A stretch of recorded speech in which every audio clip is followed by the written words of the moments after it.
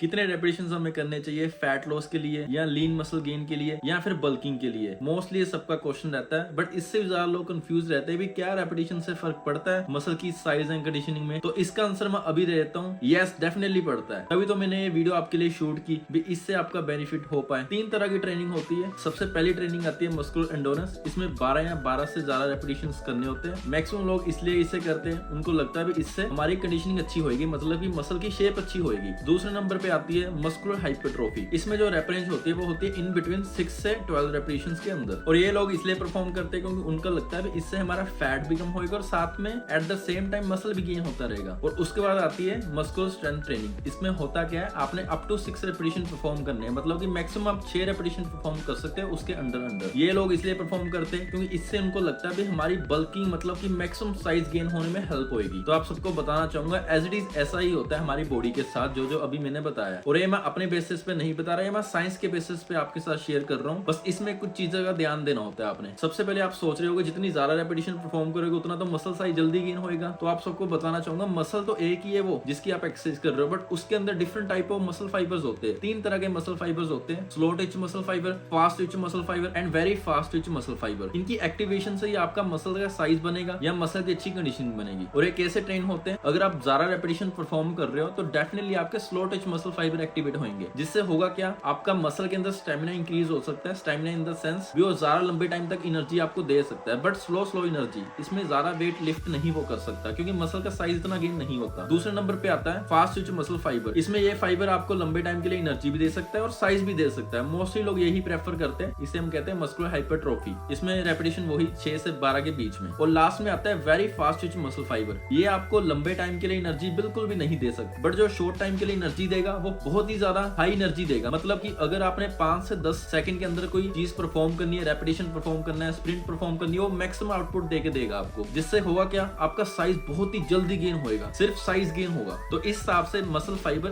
काम करते हैं अपना। एक एग्जांपल आपके साथ शेयर करता हूँ, उससे आप रिलेट कर पाओगे हमें कौन सी ट्रेनिंग करनी चाहिए। फॉर एग्जांपल एक पर्सन है, उसका बाइसेप है 14 इंच का। उसने 3 मंथ तक मस्कुलर एंडोरेंस ट्रेनिंग की, मतलब कि 12 या 12 से ज्यादा रेपिटेशन परफॉर्म किए। तो 3 मंथ बाद उसका बाइसेप 14 इंच से ज्यादा 14.2 तक आ सकता है, मतलब सिर्फ 0.2 इंच इंक्रीज हो सकता है 3 मंथ बाद। और उसकी जो कंडीशनिंग अच्छी होगी वो बहुत ही ज्यादा अच्छी होगी, देखने में इतना ज्यादा लीन मसल लगेगा वो। एट द सेम टाइम कोई पर्सन मस्कुलर हाइपरट्रोफी कर रहा है, मतलब कि 8, 9 या 10 रेपिटेशन परफॉर्म कर रहा है और 3 मंथ बाद उसका 14 इंच से 14.5 या 14.7 तक भी हो सकता है बाइसेप। उसमें साइज भी अच्छा मिलेगा और कंडीशनिंग भी अच्छी मिलेगी। But at the same time जो पर्सन मस्कुलर स्ट्रेंथ ट्रेनिंग कर रहा है उसके साथ क्या होगा, तो उसका 3 मंथ बाद जो साइज गेन होगा वो बहुत ही ज्यादा शॉकिंग होगा। क्यों? क्योंकि उसका साइज 15 या 15 प्लस भी जा सकता है, पर उसका सिर्फ साइज इतना इंक्रीज होएगा, उसकी कंडीशनिंग इतनी अच्छी नहीं होगी क्योंकि वो काम कर रहा है सिर्फ स्ट्रेंथ के ऊपर। तो ये एग्जांपल के थ्रू आप समझ सकते हो भी आपने कौन सी रेप रेंज सिलेक्ट करनी है जो आपका गोल है। बट कुछ लोग क्या करते हैं, फॉर एग्जांपल कुछ लोग मस्कुलर स्ट्रेंथ ट्रेनिंग करते हैं जल्दी मसल गेन करने के लिए, बट उनको पता नहीं होता कितना वेट लिफ्ट करना है। वो अंदाजे के अकॉर्डिंग कोई वेट लिफ्ट कर लेते हैं। फॉर एग्जांपल वो बाइसेप्स कर्ल कर रहे हैं तो 20 किलो लिफ्ट करते हैं, बट उनका टारगेट होता है 6 रेपिटेशन परफॉर्म करने का, क्योंकि 6 तक रेपिटेशन से ही आपका मस्कुलर स्ट्रेंथ ट्रेनिंग एक्टिवेट होगी। बट एक गलती आपने नहीं करनी। कौन सी गलती? कुछ लोग क्या करते हैं, फॉर एग्जांपल कोई पर्सन बाइसेप्स कर्ल कर रहा है 20 किलो से कर रहा है, उसके